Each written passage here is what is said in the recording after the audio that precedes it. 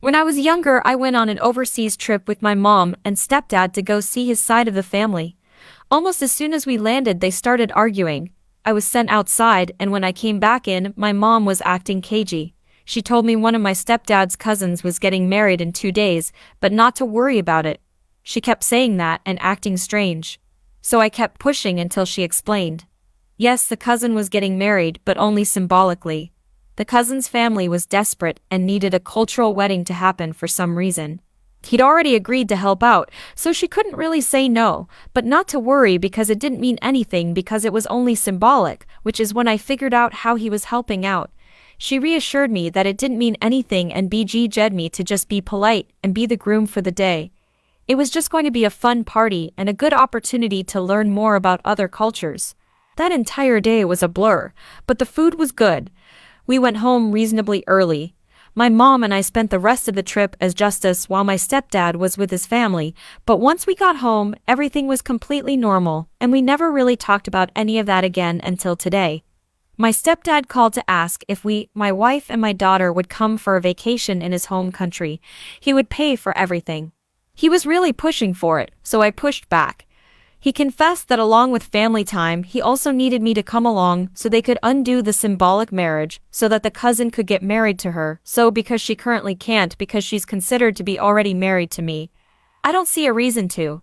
It wasn't a legal wedding in the first place. It literally couldn't have been for several reasons, so there shouldn't be anything to undo. He said he was sorry that this happened, but now we can fix it and never think about it again.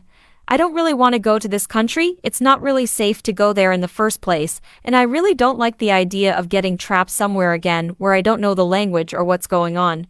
He's telling me that I'm selfish because while it obviously doesn't affect me, not fixing it does affect the cousin and isn't letting her move on. My mom is pleading with me to go, but it's one day out of a vacation that my stepfather is willing to pay for because he feels so terrible about it. My wife doesn't think I should go because it's not safe, and it's not something that should be my problem anyway. I've asked my father and he's torn. Obviously, I don't have to go, but if it's that easy, maybe a free vacation isn't a bad idea and I'd be helping someone, but I don't want to. Wait, you were the one who was married? Oh my God, this smells bad to me. Don't do this crap again. Do you think it was a coincidence that you were on vacation when this symbolic marriage needed to happen? Nope, it was premeditated behind your back, sprung on you and your mom. Your mom recognized the danger you were both in if she refused, but she still knuckled under and lied to you about what was happening. Then she stayed married to the man who conspired behind her back about her son's fate for his family of origin's benefit. OP, listen. Don't trust your mom and stepdad. They took you to a strange country to marry you off. Please don't go there with them. You might not be able to make it back. Just don't go. Stepdad married you off, symbolic or otherwise, against your knowledge, understanding, or will. Or their daughter. Holy crap. Do not take a female child to whatever foreign family is marrying off children without their consent. Step-grandpa specifically requested OP bring his daughter. Step-grandpa made this mess. He can use his American dollars to bribe whatever officials he needs to fix it. Forge signatures, whatever. Not OP's problem and not worth the risk. I've heard of symbolic marriages.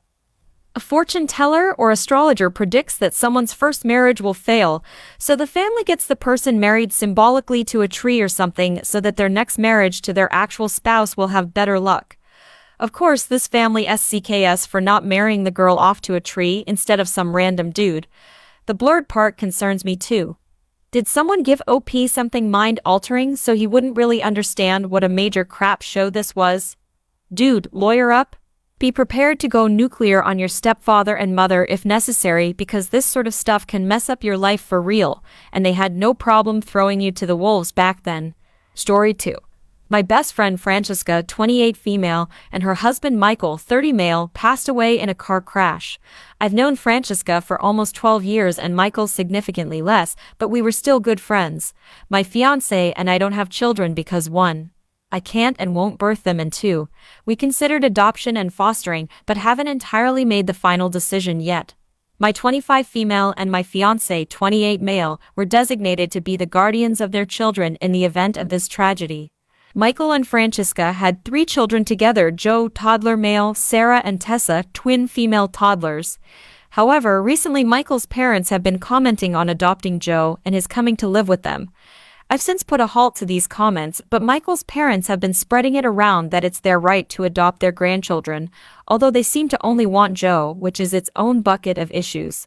Not only do I not want to give up any of the kids, Joe's grandparents are old and on Social Security, and having a child in the house would strain their budget, let alone 3 that would have to share a room. Meanwhile, my fiancé and I make around $300,000 a year. Combined, we're both software developers. The house we're in has all the children in their own room, although I know the books say you shouldn't. We'll also let them sleep in our room if they have a nightmare or are sad. Also, the twin girls like to sleep in each other's rooms, so they actually have 2 beds in both their rooms, and we generally don't struggle in the financial department. Since I've given Michael's parents a firm no in terms of adopting their grandchildren, I've been inundated with messages that might be a legitimate concern, but also feels like passive aggressiveness to me about relieving my burden, and if I really think I'm up to the task of mothering 3 children at my age, etc. I've also received a few letters saying I'm robbing Michael's parents of their child, and that it's their right to have their grandchildren. I'm the it for keeping them from them. I will admit the kiddos and I had issues at first, but we enrolled them in counseling and went to family counseling as recommended by the kiddos' counselor. So am I the it for not relinquishing custody to the children's grandparents? Not the it if your friends wanted the grandparents to be the guardians, they would have been named.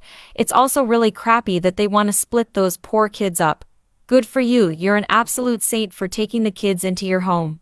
Also, I would highlight that they only want Joe, meaning just the boy. OP, do not doubt your decision to keep custody because, by some miracle, they are not likely to treat them equally, even if they express their profound love for all of their grandchildren. It would also be unfair to the children if you allowed them to be separated by giving away Joe's custody. I would absolutely lawyer up. They do not have their grandchildren's interests at heart, especially if they only want one kid and think it's okay to separate them. It's disgusting. It's telling that they just want the boy. Lawyer up, and I'd make sure no unsupervised visits happen till you are officially the adopted parents, and I'm sure you've spoken to their school, daycare, and sports team and know their grandparents are not approved to pick up the children. Story 3. My partner, 31 male, and I, 27 female, live together in his house. I pay him rent to contribute to his mortgage. I have my own room where I work from home. I go to the office once or twice a week. My partner also works from home, but goes into the office several times a week. My partner has a car but refuses to drive his own to work. He drives a sports car and says he doesn't want his colleagues to see or judge him for this, so he's been driving my car for the past 3 years. Recently, the past year, I've been telling him to purchase his own car. He has the funds and it's been interfering with my ability to leave the house, so I felt it was an appropriate task. Whenever he takes my car, I'm unable to run any errands or leave the house unless I order an Uber because I don't know how to drive his stick sports car. This morning I was at a work meeting. It was an important one for me. When I have an important meeting and I'm on camera, I often lock my door in case my partner accidentally walks in. I put my phone on to not disturb it. Midway into the call, a section where I would have to present was approaching and my partner began knocking on my door. I texted him that I was on a call and asked what he was looking for. He said he needed one of my yoga towels as he was going to work and taking a yoga class with his coworkers. He attends these yoga classes every week, so I was irritated that he didn't prepare. I quickly turned off my camera and unlocked my door so he could grab it. After a few moments of looking, he started talking to me, and since I was on a call and actively listening, I didn't know what he was saying, so I texted him asking what he's looking for. He said he couldn't find a towel and just stood there. So to help him, I turned my camera off again and grabbed it for him. Rather than saying a quick thank you, he mumbled, "You're not even an important person on that call," and rushed out of my room. Anger took over and I asked him to clarify what he said. He started talking about how he was late, that I wasn't even talking on call, and that I was being dramatic. This made me so mad I yelled at him that I was asking him to consider why I was working so hard as this was a crucial meeting. He tried to avoid the conversation and tried to leave, which he often does, so I got triggered and told him he couldn't take my car to work as I needed it in the afternoon and didn't feel like taking an Uber, but he was welcome to call a car. However, now I feel like an it for limiting his ability to leave the home now. This is what I took from your story and how your boyfriend is selfish. He probably doesn't want to depreciate the value of his sports car, so he uses yours, and the other reason given is false. Don't care that it inconveniences you, and no mention of the added expense for you. Where on your car Uber cost? Is he paying for gas? He considers his yoga more important than his job. He doesn't understand boundaries. You lock your door to ensure you're undisturbed. Most couples don't need a lock. He expected you to help him with menial tasks, find a towel, rather than doing your job. He verbally tells you that your meeting isn't important. He says you are unimportant for the meeting. Let's say hypothetically that your job isn't actually crucial or important. However, one wants to define the worth of a job. That doesn't matter because you made it very clear that it's important to you. He didn't give two bits about it because he was late for his thing. Honey, get yourself a better boyfriend who actually respects you. Is his yoga class more important than your work? I don't think infants like adults are cute. If the world depended on him getting a yoga towel, he would have found one. Believe. His lack of planning does not constitute an emergency on your part. Your texting him during your call should have been enough for him to know that if he can't find it, too bad. He can't consider any perspective but his own. He doesn't mind leaving you stranded. He just keeps you because you're contributing to his mortgage. Dump him. Story 4. So I, a 32 male, had my son Ben, a teen, really young. My girlfriend Ivy and I were both 18 and had just graduated high school. Ivy wanted to end it, I wanted to keep him. We agreed that she would carry him to term but would sign over all parental rights to me and have no responsibility to him. I raised him alone for 7 years until my wife Jane, 34, came into the picture. Jane legally adopted Ben 2 years ago and was the only real mother figure in his life until 1 year ago when Ivy showed up. She reached out to me via Facebook and asked to meet Ben. I told Ben what was happening and gave him the choice. He said yes. The three of us met up at a diner, and the two had a very emotional conversation. They've been in sparse contact ever since. Now, I didn't know this at first, but Ivy has since converted to Catholicism. Now I have no issues with her religion. However, she recently contacted me and asked me to send Ben to a local Catholic private school for high school. He'll be a freshman next year. She explained that she wanted Ben to know her faith and that the school has a good reputation. She even offered to pay 2/3 of the tuition. I said no. Why did I say no? Neither Ben nor I are religious at all. I asked Ben if he wanted to go to the Catholic school or the local public high school, and he said he'd rather go to the public school to stay with his friends. Tuition is quite expensive, and even 1/3 would be a financial burden. I've heard horror stories about Catholic schools. Also, their curriculum isn't publicly available, and I don't know how they would teach science and history. I don't want him to learn misogyny, purity culture, creationism, etc. Despite all these reasons, she's still Ben's mother, and going against her wishes could risk their relationship. So am I the it for sending him to the public high school? Not the it, she signed over her parental rights at birth.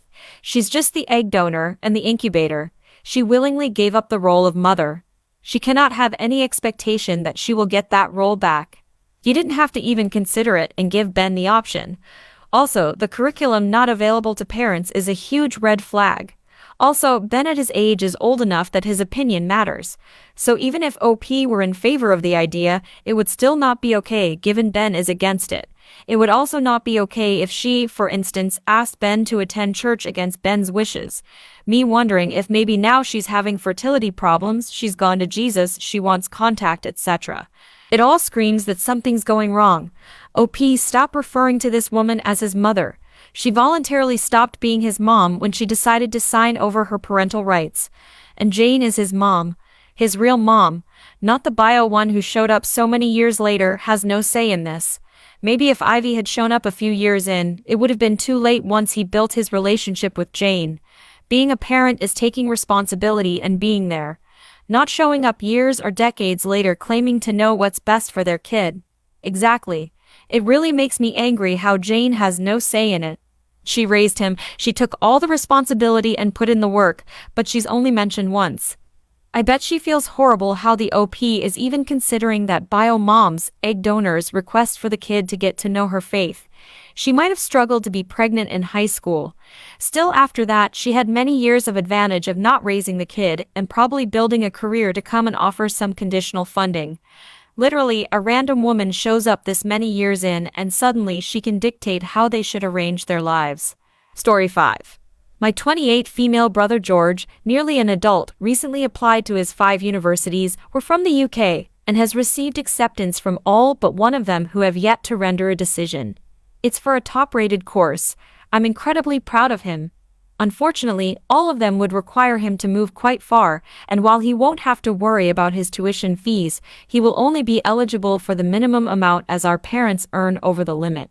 My parents refuse to help me with my university at all, as they're extremely traditional and don't think women should go to university, so they made it clear I'd be on my own. So I worked through my undergraduate degree, my master's, and now my PhD. I didn't know when George was born whether they'd pay, but they started saving when he hit high school. It didn't last long though. My brother didn't do all that well in the first few years and his practice exams didn't go well at all in 4th year, but our parents have always told him he was fine but not smart, and so I think that got in his head a bit. When he failed his practice exams, they spent the money on an expensive holiday abroad, to which neither of us was invited to. George confided in me his ambitions and wanted to go to university, so I helped him study. He worked hard and did well enough to be able to take the classes the course he wanted to do asked for, and I've been helping him when he needs it, but it's mostly just been reassurance that he's doing a good job, and I'm proud of him regardless of what happens. I started saving the second he confided in me he wanted to go. It's not much since I have my own tuition and stuff to pay for, but it's enough to match the amount he'll get on his student loan for the first year, about $7,000. He's waiting for his final result, but he's pretty sure he's going to one specific university, the same one I attended for my undergraduate degree. Therefore, I know that without parental help, he'll be screwed. So I will continue to save and help out where I can. A parent walked in on me explaining to George the terms of him getting access to this money. I'll transfer him a specific amount every month he's at uni on the first of the month, but any big deductions like textbooks, I'll pay for directly and deduct that from the monthly amount. I'm just trying to ensure he doesn't do the classic blow it all in one go. My parents blew up and said I'd overstepped, that I undermined them, and was absolutely out of line, and it's not my responsibility. I agreed and told them it wasn't. But if they'd been responsible and had believed in them, I wouldn't have to. I don't feel like I did anything wrong, but I also feel extremely guilty. Am I the it? I have no idea how your parents can be so heartless towards their children's futures and then get mad at you. This is mind-boggling. You are an amazing sibling, certainly not the it, even slightly. Good on you for your own studies and for supporting your brother. Also, I think calling your parents traditional is being very generous to them. Right? Imagine being angry that your kids love and support each other so much that they'll step in and cover for your failures. I wonder if your parents wanted to send anyone to university. First, they don't pay for you as your female, then they don't pay for your brother for some reason. I think they wanted to party with the money all along, and it's their money, but they want to pretend that they had other intentions. I agree with you, they not only didn't help your brother, but also disincentivized him. And now, are you mad that you are helping him instead of them doing it? Not the it. They're not mad that you're doing this. They're mad you are making them look bad. They'd prefer your brother not go to university instead of looking like they didn't help you.